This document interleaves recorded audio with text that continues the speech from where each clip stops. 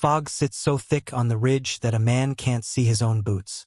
Somewhere ahead, invisible in the gray, 200 Americans lie pressed into frozen mud, their advance stopped cold by an enemy they cannot locate. The silence is worse than gunfire. Every breath clouds white. Every movement might draw fire from nowhere.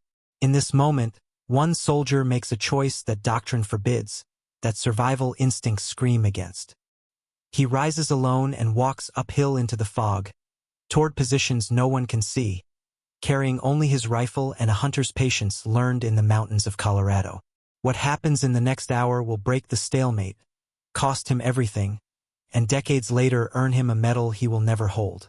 This is the story of how invisibility became the deadliest weapon in the Aleutians, and how one man learned to see what others could not. May 1943.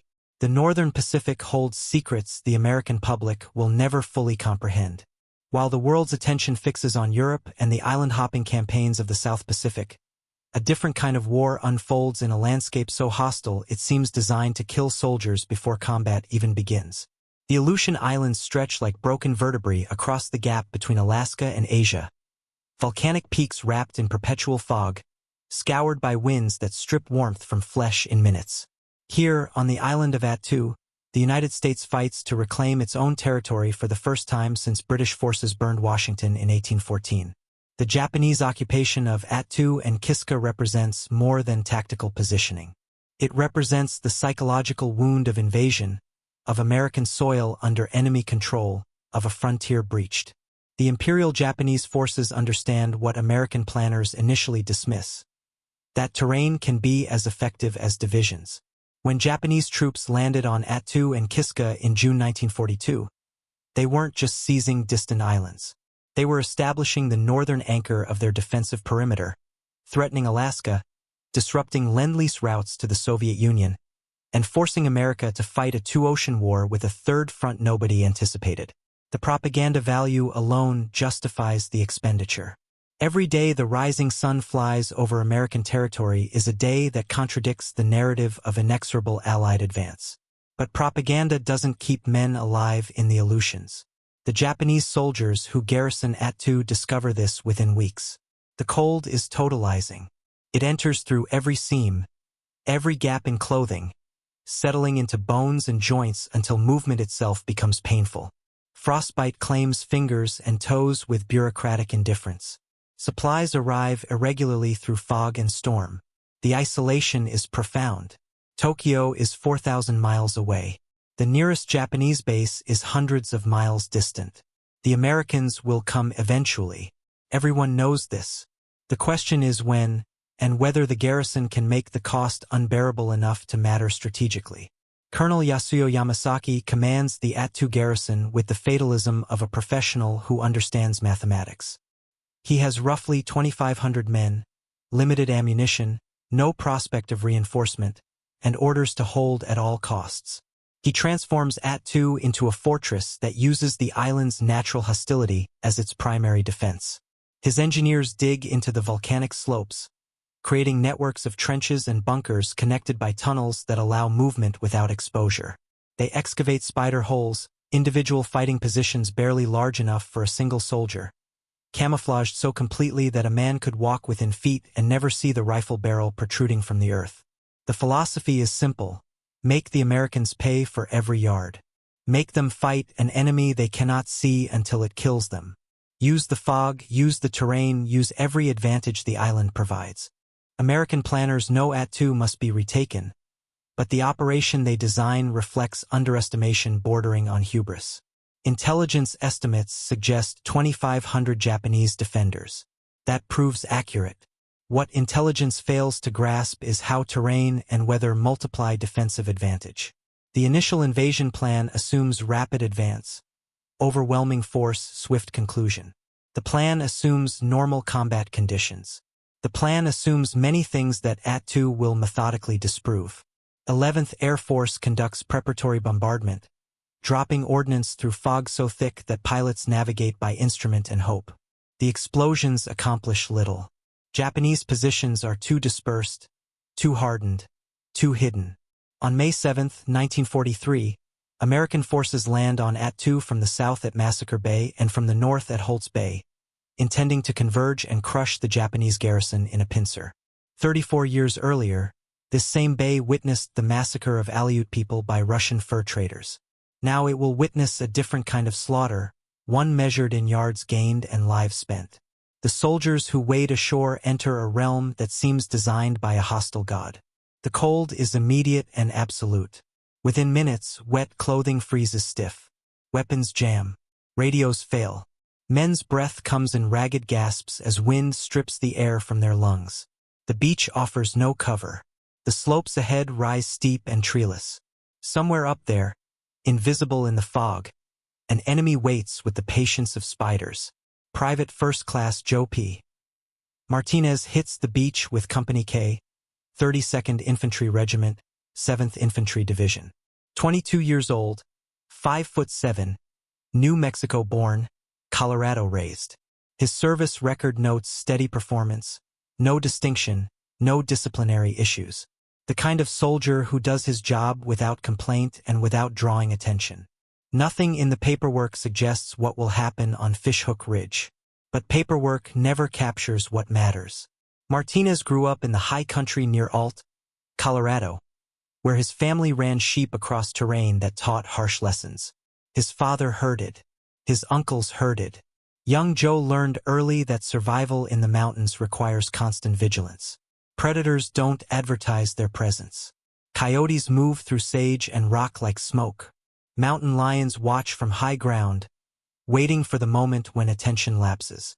A good herder learns to read landscape, to spot the detail that doesn't fit, the shadow that holds the wrong shape. A good herder learns patience, and when patience must transform into immediate violent action. The Army never asks about sheep herding. They teach fire and maneuver, squad tactics, weapons proficiency. They teach everything except how to fight an enemy that exists as pure implication until the moment it kills you. On Attu, the lessons of the Colorado high country begin to matter more than anything in the training manuals. The advance from Massacre Bay transforms immediately into nightmare. The Americans push inland, moving uphill through valleys choked with fog. Visibility drops to yards, sometimes feet. Units lose contact. Officers navigate by compass and prayer. The terrain resists every step. Volcanic rock crumbles underfoot. Muskeg swallows boots and equipment. Men slip, fall, slide backward in mud that seems designed to prevent progress. The cold saps strength.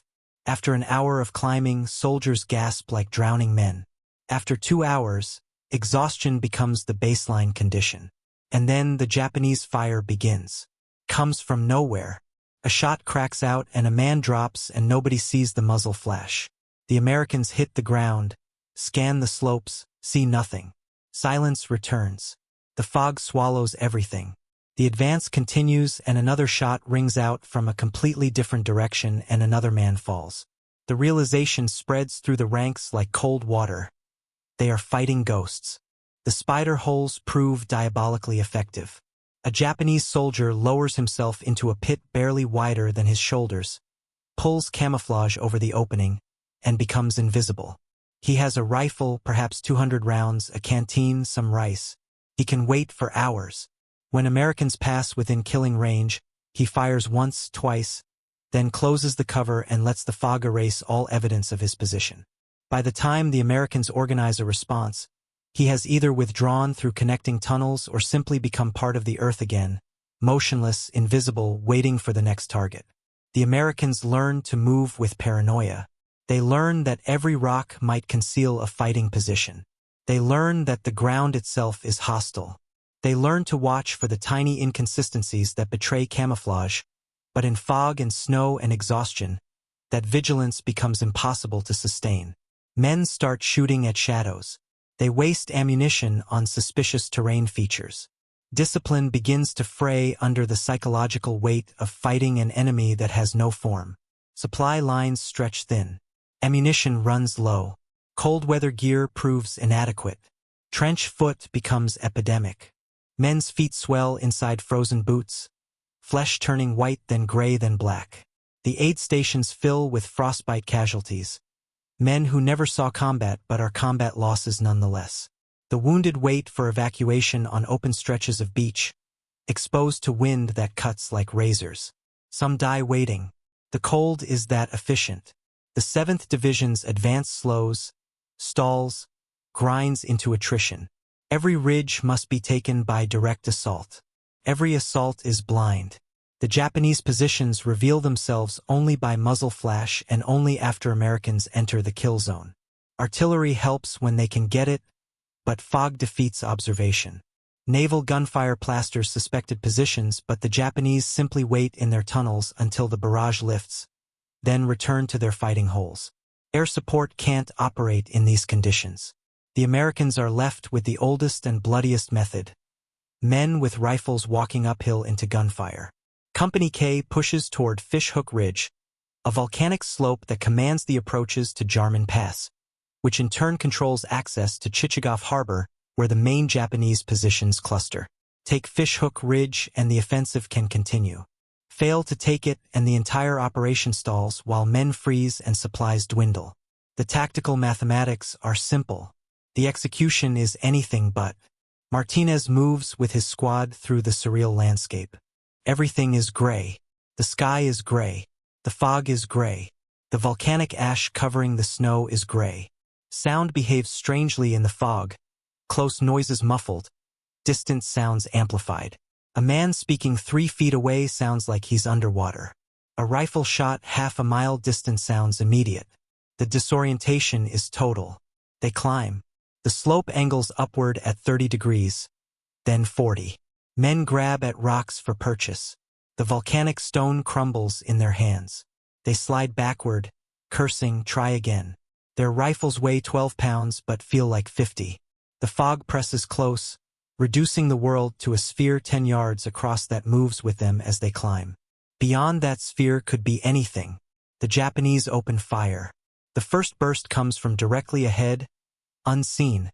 A stuttering rattle of Type 99 light machine gun fire that sends the Americans flat against the slope. Bullets crack overhead. Martinez presses into volcanic gravel that cuts through his uniform. He hears men calling for medics. He hears officers shouting orders that the fog distorts and scatters. He sees nothing to shoot at. The muzzle flash was there for perhaps a half-second, already swallowed by gray. The company tries to advance and the Japanese fire intensifies. Comes from multiple positions, overlapping, creating a kill zone impossible to cross. The Americans are pinned. They cannot advance without being cut down. They cannot retreat without abandoning the ridge. They cannot flank because the terrain funnels them into the same approach. The fog makes artillery adjustment impossible. They lie in the volcanic gravel and the cold seeps into their bodies and the hours pass and men begin to die not from bullets but from exposure. The tactical situation is simple and insoluble. Somewhere uphill, perhaps 50 yards, perhaps 200 Japanese positions command the slope. They are invisible. They are protected by terrain and fog and carefully constructed fortifications. Any movement draws immediate fire. The Americans have superior numbers, superior firepower, superior logistics, and none of it matters because they cannot see what they need to kill. Officers confer. They try to organize suppressive fire, but without targets it's just noise. They consider withdrawal, but the order is to take the ridge. They wait for the fog to lift, but this is the Aleutians and the fog never lifts. Men's fingers go numb inside their gloves. Weapons jam with increasing frequency. The situation approaches crisis. Martinez lies in his position and watches. He doesn't watch the fog. He watches the place where fog meets slope. He watches for movement that isn't wind. He watches the way his instructors in Colorado never taught but his childhood did. When you're looking for coyotes, you don't scan the whole landscape. You watch for the detail that doesn't fit. The shadow too dark. The shape too regular. The movement too purposeful. There. 30 yards upslope, slightly left. For just a moment the fog thins and Martinez sees it. Not a soldier but the absence of randomness. The rocks there are too regular. The shadow too consistent. It's a fighting position, camouflaged, invisible to anyone not specifically looking for what doesn't belong. Even as he watches, the fog thickens again and the position vanishes. Martinez understands something in that moment. The Japanese aren't moving. They're waiting. The Americans are trying to advance as a unit, which makes them targets. But a single man, moving slowly, using the fog for cover instead of cursing it, might get close enough to matter. It's the same principle as approaching a coyote den. Move fast and they scatter. Move slow, move right, and you can get within rifle range before they know you're there. The decision forms without conscious thought. It's the decision of someone who spent formative years alone in high country where mistakes meant dead sheep and dead sheep meant consequences. It's a decision that violates every tactical principle the Army teaches. The Army teaches fire and maneuver, mutual support, coordinated action. The Army does not teach solitary advance into unknown enemy positions. The Army would forbid what Martinez is about to do. He doesn't ask permission. He knows what the answer would be. He simply begins to move. The movement is glacially slow. Martinez rises from prone to a low crouch, not standing, presenting the smallest possible silhouette. He takes one step uphill. He waits. He listens. Nothing. Another step. Wait. Listen. The fog wraps around him. He becomes part of the gray. His rifle is in his hands, finger outside the trigger guard, safety off. He moves laterally now, not straight uphill, angling toward where he saw the position. Behind him, other soldiers notice. A corporal starts to call out and a sergeant stops him with a gesture. They watch. They understand what Martinez is attempting even if they don't understand why he thinks it will work. They watch him dissolve into the fog like a man walking into water. Martinez's world contracts to immediate sensation. The crunch of volcanic gravel under his boots sounds impossibly loud. His breathing sounds like a bellows. The weight of his rifle centers him. The cold bites at exposed skin on his face and neck. He ignores all of it. His entire focus is on the slope ahead, on the place where he saw the position, on moving without creating the pattern of movement that draws fire. 20 yards now. The fog shifts and for a moment he sees the rock formation clearly. It's a spider hole, exactly as intelligence described but more sophisticated than he expected. The camouflage is perfect. The firing position is maybe 18 inches wide, enough for a rifle barrel and a narrow view downslope. The soldier inside probably can't see much either. He's waiting for targets to present themselves, for the Americans to try another advance.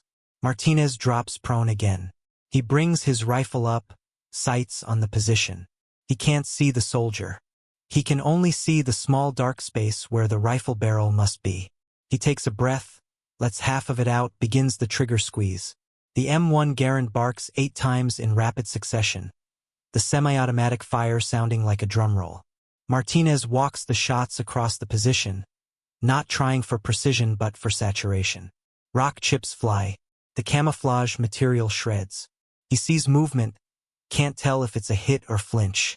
He's already moving, rolling left, changing position because return fire is coming. But it doesn't come from that position. It comes from 20 yards right, a different spider hole, the shot passing through the space where Martinez was lying 2 seconds earlier. The Japanese positions are mutually supporting. The soldier in the second hole saw Martinez's muzzle flash, tracked it, fired. But Martinez is already rolling, already bringing his rifle around, already firing at the new position based purely on muzzle flash and sound. This time he sees the hit. The Japanese soldier jerks, slumps. Martinez doesn't celebrate. He's already scanning for the next position. The fog thickens and thins in wind-driven waves. In a thin moment he sees it, a third spider hole higher up, and he's firing again before conscious thought, just reaction, the same reaction that killed coyotes at 200 yards when he was 14. Behind him, the stalemate breaks. The Americans understand now. They see what Martinez has done. The officers start shouting orders. Squads begin moving, using suppressive fire, coordinating, advancing on the positions Martinez has exposed. The Japanese fire becomes sporadic. Their advantage was invisibility. Martinez has stripped that away. But the ridge isn't taken yet. The spider holes were just the outer defense. Higher up, harder to see, the real position waits. Martinez keeps climbing. His squad is moving now, following his path. But he's ahead of them, alone in the fog, driven by something he couldn't articulate if asked. It's not courage exactly. It's more like completion. He started this. He needs to see it through. Behind him he hears firefights as his company engages the positions he revealed. He hears grenades detonating. He hears men screaming. He keeps climbing. The fog breaks for perhaps 10 seconds. In that window Martinez sees the ridge crest and his blood goes cold. There's a bunker there, not a spider hole but a proper fortification, logs and earth and volcanic rock, firing slits facing downslope, probably connected to tunnels that lead to other positions. It's the command point for this section of the Japanese defense. It's the position that's been coordinating fire, directing the spider holes, making the Americans' advance impossible. The fog closes again, but the image is burned into Martinez's mind. He knows exactly where it is. He knows he's perhaps 40 yards from it. He knows that if he can reach it, if he can neutralize it, the ridge falls. And he knows that every yard closer is a yard deeper into the kill zone, where the Japanese will have clear shots if the fog lifts at the wrong moment. He moves anyway. There's no decision anymore. There's just movement, one step and then another, rifle ready, senses screaming, every nerve alive to the possibility of gunfire. 30 yards. 25. He can hear voices now, Japanese voices, low and tense, soldiers communicating inside the bunker. They know something's happening. They hear the firefight downslope. They're preparing. Martinez sees the entrance to the bunker. It's a narrow opening, just wide enough for a man, leading into darkness. The tactical manuals would say call for demolitions, call for flamethrowers, call for armor support. The manuals would say a lot of things that don't matter here. Now, with the fog and the cold and the ticking clock of exposure, he pulls a grenade from his belt. The M2 fragmentation grenade, baseball-sized, deadly within 15 yards. He pulls the pin. He lets the spoon fly. He counts 1001, 1002. He steps to the bunker entrance and throws the grenade inside with the easy motion of someone who threw rocks at coyotes for years. He doesn't wait to see the result. He's already moving, circling right, because the explosion will bring response. The grenade detonates inside the bunker with a crump that sounds muffled and enormous at once. Martinez hears screaming. He's at a firing slit now, can see movement inside, brings his rifle up and fires through the slit, cycling the action, firing again, the reports deafening at this range. Return fire comes not from the bunker but from a position he didn't see, connected tunnel, another fighting position. The rounds hit close, kicking up volcanic dust, and Martinez throws himself flat. He's exposed now. He's in the open on the ridge crest with Japanese positions on multiple sides. He did what he set out to do. He broke the defense. But breaking it and surviving it are different things. He crawls toward what looks like depression in the ground, some cover, anything. Japanese fire follows him. He hears American voices now. His squad is close, coming up the ridge, but they're still seconds away and seconds is all it takes. He rolls into the depression and discovers it's not a depression. It's another tunnel entrance, and he's staring into darkness that might hold nothing or might hold enemy soldiers with bayonets. The choice is binary. Stay in the open and die. Enter the tunnel and maybe die. Martinez enters the tunnel. Inside, darkness is total. He can't see his hand in front of his face. His rifle is nearly useless at this range in these conditions. If there are Japanese soldiers in here, they have every advantage. They know the tunnel layout. They've trained for fighting in darkness. They have the defensive position. Martinez moves forward anyway. His boots scrape on stone. The tunnel smells of earth and explosive and human waste. He hears breathing that might be his own or might be someone else. His left hand is on the tunnel wall, using it for navigation. His right hand grips his rifle so hard his knuckles hurt. He expects bayonet or bullet with each step. Light ahead. Not daylight, something else. He edges forward and the tunnel opens into a small chamber, barely 6 feet across. A lamp burns in one corner, illuminating 3 Japanese soldiers. One is wounded, gut shot, dying. One is reloading a rifle. One is standing with a grenade in his hand, staring at Martinez with an expression that holds no surprise, only grim recognition. The moment stretches. Both men understand what happens next. The Japanese soldier will throw the grenade and Martinez will die, and probably the soldier will die too in the confined space. Or Martinez will fire first and kill the soldier and probably set off the grenade anyway. There's no winning outcome here. There's just who acts first. Martinez fires. The M1's report in the confined space is physically painful. The Japanese soldier with the grenade drops. Martinez doesn't see if the grenade detonates because he's already turning, already bringing his rifle to bear on the second soldier. The rifle jams. The operating rod is frozen or fouled or simply done. The second Japanese soldier brings his own rifle up and Martinez does the only thing left. He rushes forward and swings his rifle like a club. They go down together in a tangle of limbs and weapons and desperate violence. Martinez feels a blade slice across his ribs, feels his own fist connect with something solid. They roll across the dirt floor of the chamber.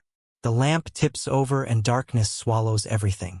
Martinez is fighting by feel now, by instinct, by the same desperate survival drive that kept sheep alive in country full of predators.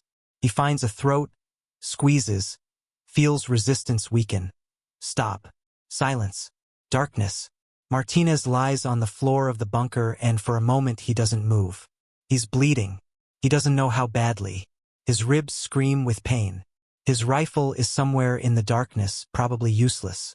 The third Japanese soldier, the wounded one, might still be alive, might still be dangerous. Martinez needs to move, but his body won't obey. Light floods the chamber. American soldiers pour through the tunnel entrance, rifles ready. They see Martinez on the floor, see the dead Japanese soldiers, see the blood. Someone is shouting his name. Hands grab him, pull him up. He tries to stand and his legs fold. They carry him toward the entrance. Outside, the fog is lifting. For the first time in hours, Martinez can see more than a few yards. He can see the slope stretching down, see the spider holes he exposed, see American soldiers consolidating positions. He can see the harbor beyond, gray water, ships, the beach where they landed. He can see what his advance accomplished. The ridge is taken. The defensive line is broken. The Americans are moving forward. Someone is trying to stop his bleeding. A medic has scissors out, cutting through his uniform. Martinez wants to tell them he's fine, wants to get back to his squad, but the words won't form. The adrenaline is draining away and in its wake comes the shakes, violent trembling that racks his whole body. He's freezing. The cold he ignored while moving has caught up with him all at once. They get him down off the ridge. The evacuation is rough. Men carrying him on a stretcher improvised from shelter halves and rifles. Every jostle sends pain through his ribs. He's aware of sounds, voices, orders being shouted, but it's all distant. He watches the gray sky slide past overhead. He thinks about Colorado. He thinks about sheep moving through high country, white dots against sage, the way they looked from a distance. He thinks about his father's hands, weather-beaten and capable, teaching him to splice rope. He thinks about things that don't matter anymore. The field hospital is a tent, wind snapping the canvas, cold as brutal inside as out. They lay Martinez on a cot. The medic is talking to him, but the words are blurred. Someone is giving him morphine. The pain in his ribs recedes behind a chemical curtain. The world gets soft around the edges. He doesn't understand what's happening. The wound didn't seem that bad. A slice across the ribs, painful but not mortal. But something's wrong. The medics are moving faster now, their calm professionalism cracking into urgency. One of them is pressing down on his chest and Martinez realizes it's not just the rib wound. Something else. Internal bleeding maybe. The bayonet went deeper than he thought. Or the fall damaged something. Or his body is simply done, emptied of whatever reserves kept him moving, ready to stop. They work on him for 20 minutes. They do everything they can with the tools and training they have. It's not enough. On May 26, 1943, in a tent on Attu Island, Private First Class Joe P. Martinez dies from wounds received in action. He is 22 years old. He was a soldier for less than 2 years. He will be buried temporarily in the Aleutians, later reinterred at the Fort Logan National Cemetery in Colorado, returned to the high country that made him. The battle for Attu continues for another 4 days without him. The Japanese defenders fight with the fatalism of men who know no rescue is coming. Colonel Yamasaki leads a final banzai charge, 1,000 men attacking in the darkness, overrunning American positions, dying in windrows against machine gun fire. When the battle ends on May 30th, only 28 Japanese soldiers are captured alive out of the original 2,500.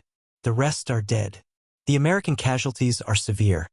559 killed, more than 1,000 wounded, thousands more with frostbite and exposure injuries.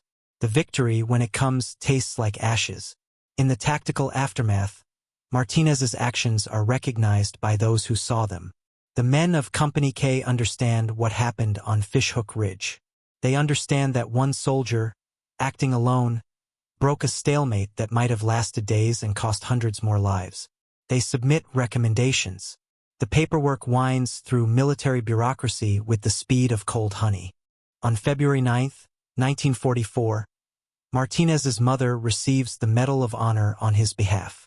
The citation describes his actions in the flat language of military documentation: unauthorized advance, single-handed attack, neutralization of enemy positions, ultimate sacrifice.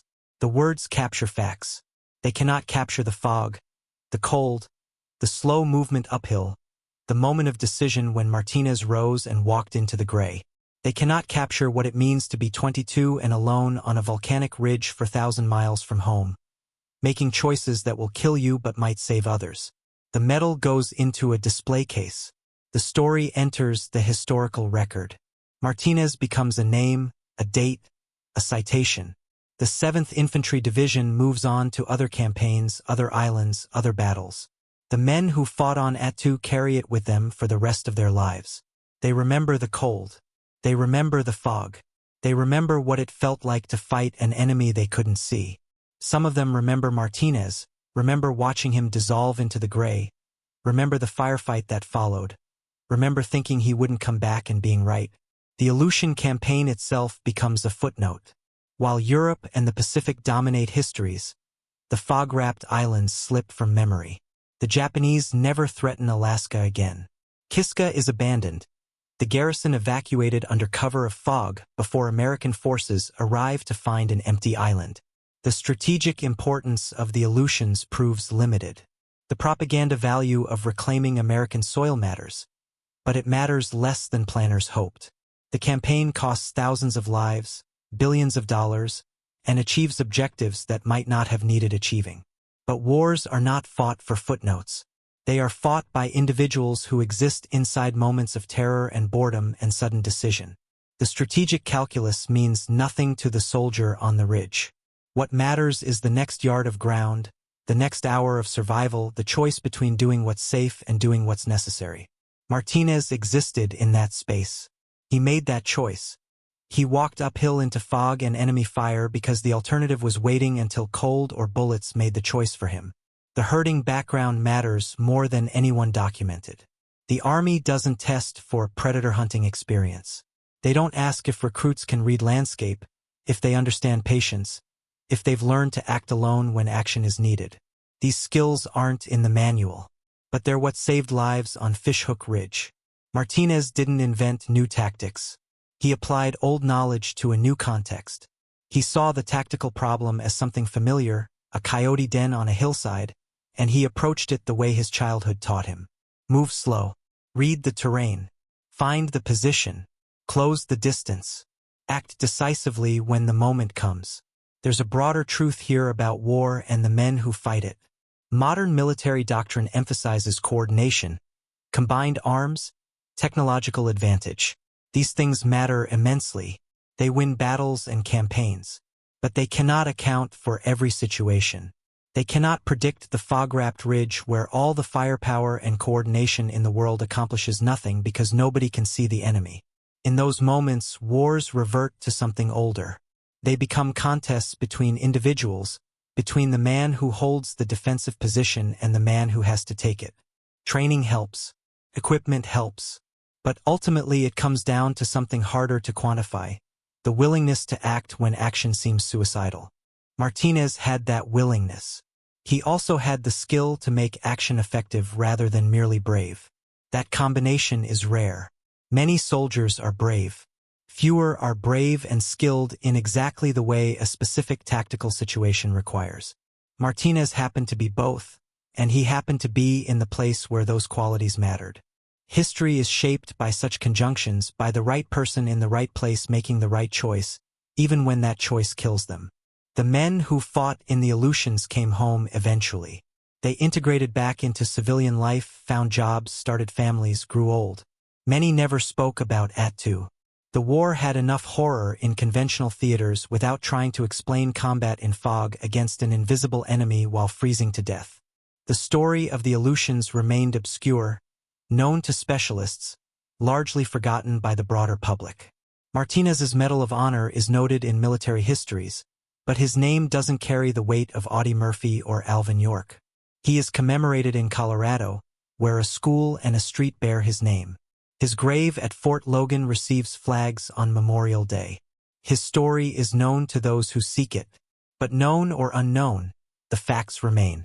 On May 26, 1943, one man broke a stalemate that had pinned 200 men under fire in conditions that were killing them as surely as bullets. He did this by walking uphill alone, systematically exposing and destroying enemy positions that nobody else could see. He did this by applying skills learned herding sheep in Colorado to the problem of fighting the Japanese Empire on a volcanic island in the North Pacific. He did this knowing, at some level, that it would cost him everything. And it did cost him everything. But it worked. The tactical consequence was immediate. The strategic consequence rippled outward. Attu was reclaimed. The Japanese perimeter contracted. Alaska remained secure. The Northern Pacific became an American domain. None of this would have happened exactly as it did without multiple factors aligning. But in that specific moment on that specific ridge, Martinez's action mattered absolutely. It mattered to the men pinned behind him who lived because he moved forward. It mattered to the officers who could continue the attack. It mattered to the strategic outcome, however small that outcome seems in retrospect. War renders individuals small. It grinds men into statistics, casualty figures, unit designations. The vast machinery of modern conflict reduces human action to data points in after-action reports. But sometimes, in specific moments, individual action escapes that reduction. Sometimes one person's choice genuinely alters outcomes. Martinez made such a choice. He rose from the volcanic gravel and walked into the fog and changed what happened next. The fact that it killed him doesn't diminish this. If anything, it clarifies the cost of such choices, the price of being the person who acts when everyone else is pinned. There's something profoundly American about the story, though perhaps not in the ways propaganda would frame it. Martinez was not a Superman. He was a sheepherder's son, a farm kid from Colorado, someone completely unremarkable until the moment he did something remarkable. He didn't make speeches about freedom or democracy. He probably didn't think in those terms at all. He saw a problem, recognized he had skills that might solve it, and applied those skills without regard for personal safety. The decision was practical, not philosophical. But practical decisions under fire can be heroic by their consequences, if not their conscious motivation. The fog that obscured Fishhook Ridge is gone now. The battlefield is quiet. The spider holes have collapsed. The bunkers have eroded. Attu is home to a small Coast Guard station and vast populations of seabirds. The volcanic slopes where men killed each other 80 years ago show no scars. The island keeps its secrets. Visitors can walk the ridges and see nothing that speaks to what happened. The place is beautiful in a severe way, all gray rock and gray sea and gray sky. The fog still rolls in. The wind still cuts. The cold still kills if you're unprepared. But the men who fought there are vanishing. Time is winning the last battle. The veterans of Attu are gone now or going, carrying memories that will die with them. Soon the battle will exist only in documents, in citations, in histories that grow more abstract with each passing year. Martinez will remain a name in the Medal of Honor rolls, a brief biography, a set of facts that capture nothing of what it felt like to climb that ridge in the fog with your fingers numb and an invisible enemy waiting. Maybe that's inevitable. Maybe all battles fade into abstraction eventually. But something is lost in that fading. The specific knowledge of what combat means, of what fear and cold and isolation and sudden violence do to human beings, of what it costs to be the person who stands up when standing up means dying. Each generation must relearn these lessons. We cannot truly teach them. We can only remember that they were learned, by men like Martinez, in places like Attu, in moments that lasted minutes but echoed across lifetimes. The Medal of Honor citation ends with the standard phrase, above and beyond the call of duty. The phrase is apt but insufficient. What Martinez did was beyond duty because duty did not require it. Duty required that he hold his position with his squad. What he did was volunteer for death in exchange for tactical advantage. That exchange is the oldest bargain in warfare, the trade that makes victories possible. Someone must be willing to pay the cost. Someone must walk into the fire. Usually those someones are forgotten, absorbed into casualty figures, buried in foreign soil or brought home to graves that family tends until family itself disperses and forgets. Martinez got the medal, got the recognition, got his name carved on memorials. He got more remembrance than most. But even that remembrance is fading. The schools that bear his name educate students who have no idea who he was. The street signs are just street signs. The grave at Fort Logan is one among thousands, distinguished only by those who make the effort to seek it out and understand what it represents. This is not a tragedy. It is simply the nature of time and memory. We cannot hold all the dead in constant remembrance. We cannot keep alive the specific weight of every sacrifice. But we can, occasionally, in moments like this, reach back and try to understand what one person did and why it mattered and what it cost them. We can try to see through the fog of decades to the fog of that May morning, to the moment when a 22-year-old sheepherder from Colorado made the choice that defined his short life and ended it. The broader lesson, if lessons can be extracted from such specificity, might be this: that wars are fought by institutions but decided by individuals. The 7th Infantry Division took Attu. America reclaimed its territory. The strategic situation evolved. But these abstractions only happened because specific men did specific things in specific moments. Martinez's advance broke the stalemate on Fishhook Ridge. That breakthrough enabled the broader victory. The causal chain is direct, even if historians prefer to discuss logistics and strategy and command decisions. Individual action remains stubbornly significant, even in an age of total war, even in conflicts that involve millions. Technology cannot fully replace human decision-making in the chaos of combat. Doctrine cannot anticipate every situation. At some point, on some ridge or in some street or across some field, a person must decide what to do next. Training and equipment and support all matter tremendously. But they matter because they enable individual decisions, not because they replace them. Martinez made his decision in circumstances that pushed every limit. The weather was hostile. The enemy was invisible. The terrain was terrible. His equipment was failing. His body was failing. By every rational calculation, what he did should not have worked. The fact that it did work speaks to skill, yes, but also to something harder to name. Call it determination or stubbornness or refusal to accept the situation as impossible. Whatever label applies, it was sufficient to carry him up that ridge and through those spider holes and into that bunker. His death followed shortly after his victory. The wound that killed him was probably sustained in the bunker fight, though the exact sequence is lost. What matters is that he lived long enough to accomplish the mission he set himself. He broke the defensive line. He enabled his company to advance. He died knowing, if he had clarity in those final minutes, that it worked. That knowledge, if he had it, might have been comfort. Or it might have been nothing, just pain and shock and the body systems failing one by one until consciousness ceased. We cannot know what he thought in those final moments. We cannot climb inside his experience and understand it from within. We can only observe from outside, from the distance of decades and safety, and try to comprehend the enormity of what was asked and what was given. The Medal of Honor citation uses the word gallantry. That word feels too decorative for what happened. Gallantry suggests something showy, performative. What Martinez did was brutal and practical, born of necessity, not display. He didn't act for glory. He acted because no one else was acting and action was necessary. The Japanese soldiers who died that day had their own stories, their own reasons for fighting, their own dreams and families and lives interrupted by war. They fought with skill and courage in service of an empire that would abandon them, in defense of an island they never chose to defend. They died far from home, killed by an enemy they probably didn't hate, in pursuit of objectives they might not have understood. War wastes everyone it touches, victors and defeated alike. Martinez and the Japanese defenders on Fishhook Ridge all paid the same ultimate price, however different their causes. This moral equivalence does not diminish Martinez's achievement. It simply acknowledges reality. War is waste. It wastes lives, resources, potential, futures. The fact that one side is more justified than another does not make the waste less total. Martinez was on the right side of history.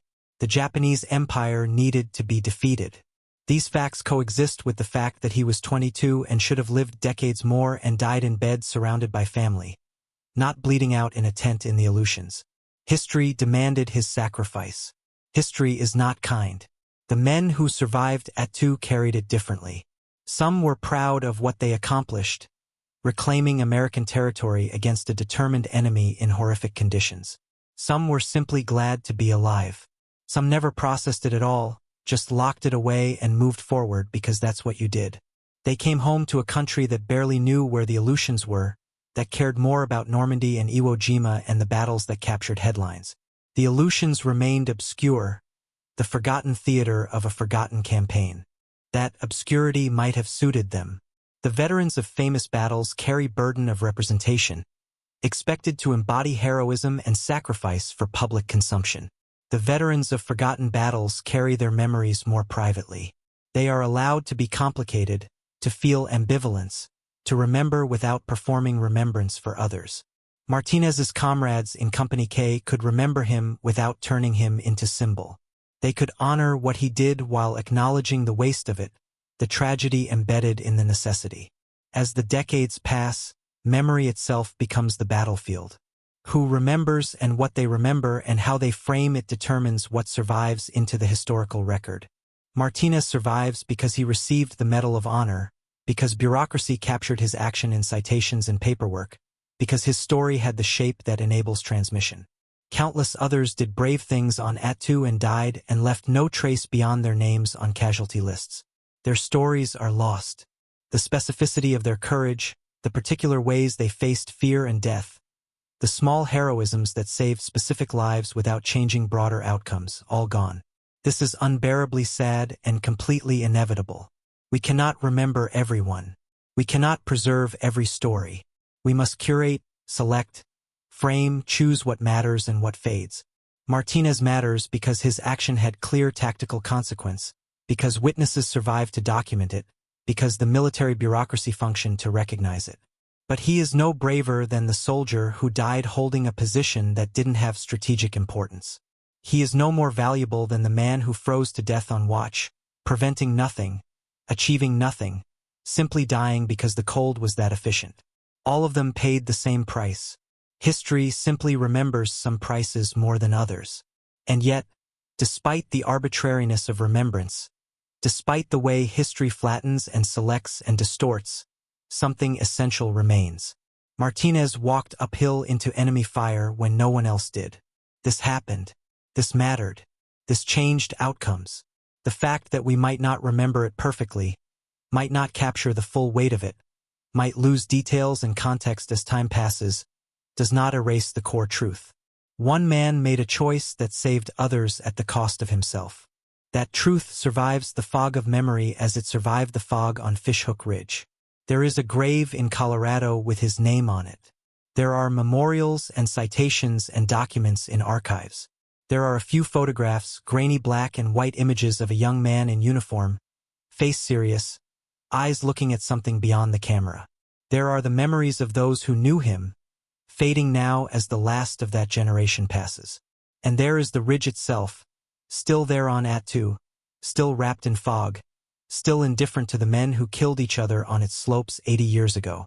The island remembers nothing. Stone and soil hold no memory of blood. The wind that freezes flesh carries no record of screams or prayers or last words. The fog that made men invisible makes no distinction between the living and the dead, the victor and the defeated, the hero and the forgotten. It is simply fog, water vapor suspended in air, moved by pressure and temperature, obeying physical laws that care nothing for human drama. But we remember, or some of us do, and in that remembering, however imperfect, something is preserved. Not the man himself. He is gone beyond recovery, beyond all our words and memorials and retrospective honors.